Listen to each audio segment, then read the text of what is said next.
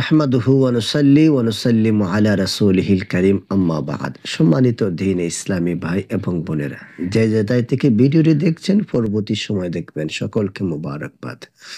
রমজানুল মুবারক মাস, সিয়াম সাধনা, আত্মসংযম, আত্মনিয়ন্ত্রণ, আত্মশুদ্ধির মাস, পবিত্র কোরআনুল কারীম নাজিলের মাস। এই পবিত্র রমজানুল মুবারক মাসে পেয়ারা নবী সাল্লাল্লাহু আলাইহি সাল্লাম যে তিনটি কাজ বেশি বেশি করে করতেন, এর মধ্যে অন্যতম একটি কাজ হচ্ছে রমজানুল মুবারক মাসে নবী করিম সাল্লাল্লাহু আলাইহি সাল্লামের ইবাদত বন্দেগীর মাত্রা বেড়ে যেত। এই পরিমাণ নামাজ পড়তেন যে নবী করিম সাল্লাল্লাহু আলাইহি সাল্লামের পা মুবারক ফুলে যেত। বিশেষ করে কোরআনুল কারীমের তেলাওয়াতের মাত্রা বৃদ্ধি পেত।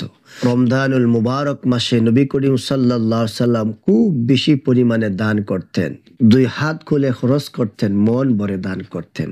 তৃতীয় নম্বর যে কাজটা নবী করিম সাল্লাল্লাহু আলাইহি সাল্লাম এই রমজানুল মুবারক মাসে বেশি করতেন, সেটি হলো দোয়া এবং কান্নাকাটি বেশি করতেন। নূর নবী সাল্লাল্লাহু আলাইহি সাল্লাম এই রমজানুল মুবারক মাসে বেশি বেশি করে দোয়া এবং কান্নাকাটি করতেন। আসুন সম্মানিত দ্বীন ইসলামী ভাই এবং বোনেরা, আমরাও এই রমজানুল মুবারক মাসে বেশি বেশি করে উপরোক্ত কাজগুলা করার চেষ্টা করি।